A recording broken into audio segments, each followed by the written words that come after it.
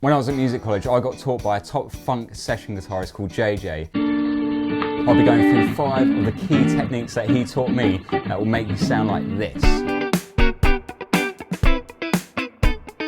Now, J.J was a top funk rock guitarist who's worked with the likes of Madonna, George Michael, Dusty Springfield, Tina Turner and the Pet Shop Boys and many, many others. And a real genuinely nice guy, top bloke, but unfortunately died in 2004 shortly after I finished music college. And he was a really humble guy and invested a lot of time into the students and telling all the secrets that he knew. And I'm so honoured to be able to give you and share these 5 main things that I got from him. And hopefully you'll feel as inspired as I did when I teach you these things today. So let's look at the first technique, which is hammering on and pulling off. And this was the first technique that JJ showed me and I was mesmerised by it. I thought that is such a cool sound. I think we're looking at the track by the Doobie Brothers called Long Train Running, and then he kind of like added some other bits in there and then showed me that. Now for this chord progression, I'm going to be using an E minor 7, then we're going to go to C major 7, and then we're going to go to this B dominant 7th. So just 3 chords, E minor 7, C major 7, and B dominant 7th.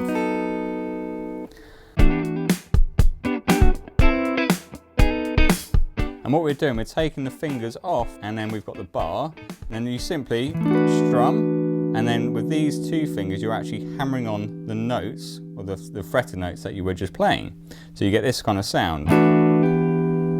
Okay, you can also do the opposite where you pull off. Okay, or flick off. Hammering on, pull off. So that took quite a lot of time to get, as it requires quite a lot of accuracy and strength in the fingers, but once you get it, it's addictive, highly addictive. C major 7, the same thing, we're barring, and then we're hammering on 7th fret of the high E. And then you can pull off. Now B7, you've got to be a bit careful because this G sharp isn't in the key of E minor. I mean, technically you should play it like that, but I think that works well. So a little example of that, you've got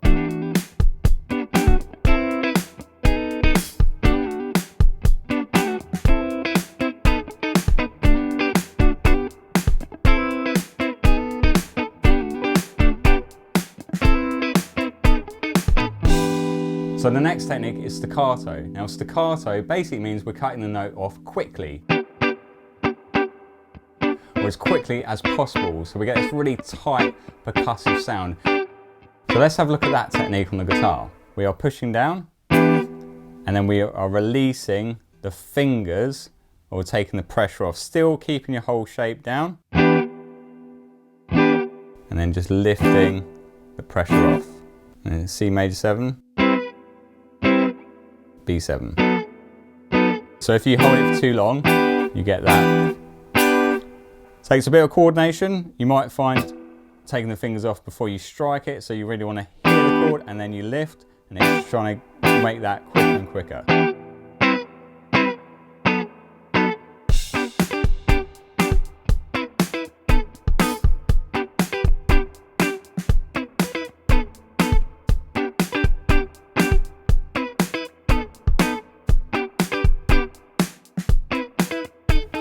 So the next technique is sliding, and I always think of this as almost being like the brass section of a band, and adding slides is almost like the horn section in a funk band, and this is really effective and I use this all the time. So let's have a look at what we can do with this particular chord progression and incorporating some of these slides. Now in this example of JJ playing, he's using this really cool sliding 16th note thing, which I really love on this recording. So what we can do with this particular chord progression, we can take our E minor 7 and go a semitone below, strum, slide up, slide back down, slide back up again. So you have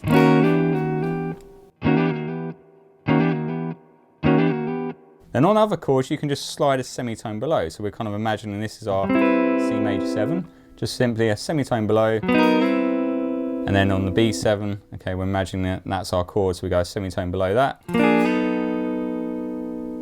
Okay, so you have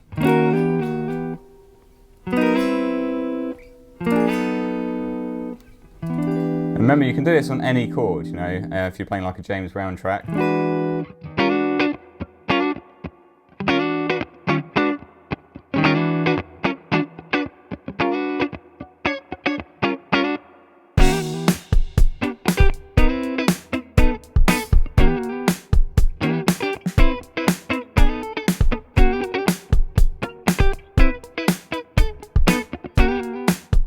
Next technique is a bit of a funny name actually. It's called SKANK. Now if you ever heard Red Hot Chili Peppers' Can't Stop, it's got that all over it.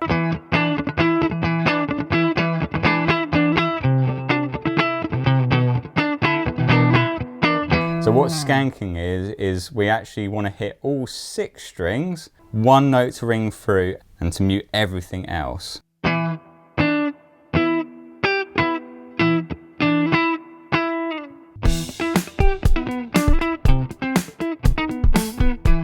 So what we have to do is lay our finger across the fretboard, so our tip of our finger is muting the low string, in this case the low E, and then our first finger is laying across all the other strings to create a muted sound. So if you kind of just work on 1 note at a time, you get this. So muted, fretted, mute, mute, mute, mute.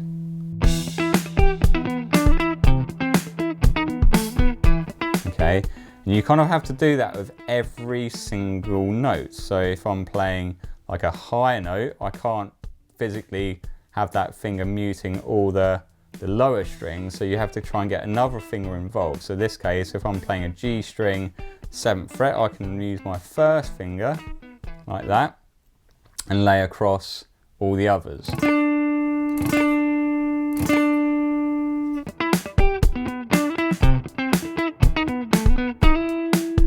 So it's doing whatever you can to get 1 note to ring through and to mute everything else.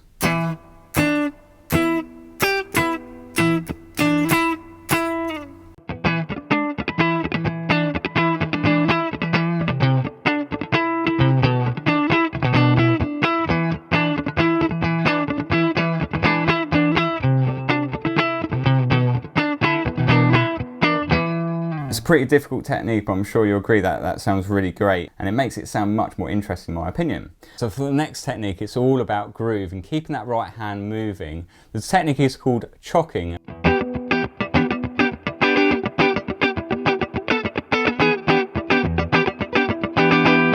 And for this, all we're doing, we're lifting the fingers off, not completely, we're just laying our fingers on the strings, I should say. And when we strike the strings, we're creating this chocking effect. I could play anything I wanted to once I've built up this technique. As long as I'm knowing where I am within the beat, you know, I need to know 1, 2, 3, 4. So if I'm playing 16th notes, this is 4 strums per click, I get this. 1, 2, 3, 4. If I just want to hear the first 16th note of each beat, it will sound like this. Then if I want to hear the E, it'll be this. Then if I want to hear the and, 1. Then if I want to hear the R, it'll be this. 1, E, and So that's a really good exercise to work on.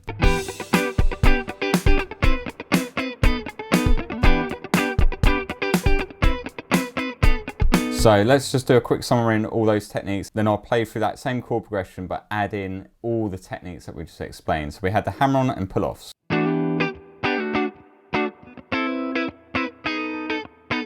Next one was staccato, where we're just taking the fingers off, the pressure off slightly. Sliding, so we're sliding into the chord from a semitone below.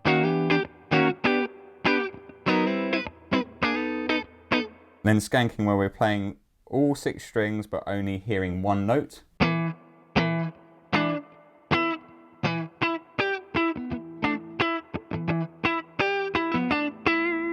And then we had chocking, which was the one that we're laying our fingers across the strings to create that kind of sound.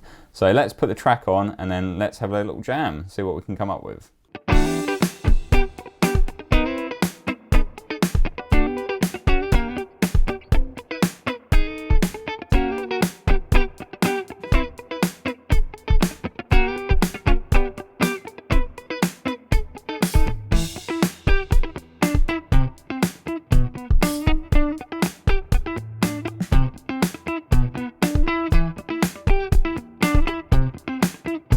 Now none of this is worthwhile until your timing is super tight. That's why I've made this video up here, which is why this was the most important rhythm exercise I had ever learned. It will improve your timing massively, so go and click on that right now and I'll see you over there.